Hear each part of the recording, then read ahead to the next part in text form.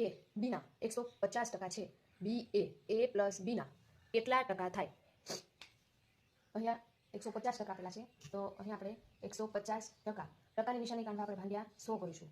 છેદ ઉડતા હોય તો આપણે ઉડાડી દેવાના. 5 તેરી 15 ને 5 દુ 10. હંમેશા યાદ રાખવાનું કે કોની સાપેક્ષ છે, તો એ કઈ રીતે ખબર પડશે કોની સાપેક્ષ છે? તો એ કીધું છે બી ના, તો અહીંયા જે છે 2 એ બી છે, અને અહીંયા જે છે જો આગળ તો આ એ છે, તો એ જેમ બી ને રેશિયો આપણે કઈ રીતે લખશું?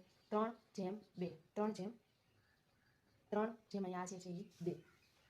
હવે અથવા તમે અહીંયા રેશિયો બરોબર. હવે અહીંયા છે કે એ પ્લસ બી ના કેટલા ટકા થાય?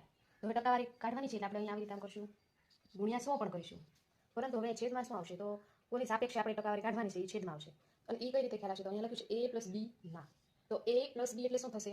3r વત્તા 5r. અહીંયા લેવાનું કે એ પ્લસ બી એટલે 3r વત્તા 2r એટલે કેટલા થશે? તો કે 5r.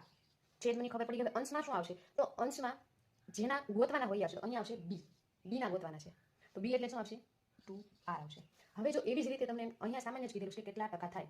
હવે જો એવી રીતે કીધું હોય કે કેટલા વધારે થાય, તમે આગળ પણ શીખવાડેલું છે કે તો વધારે કેટલા થાય, ઓછા કેટલા થાય, તો આ બંને વચ્ચેનો તફાવત લેવાનો છે. પણ અહીંયા આપણને સામાન્ય કે કેટલા ટકા થાય, તો સીધું ત્યાં 2r લખી દેવાનું છે. એટલે આ રેશિયો તો હોય જ છે, અને આ 5 દુને 10 અને 2 દુ 4 એટલે આપણો જવાબ આવી જશે 40%.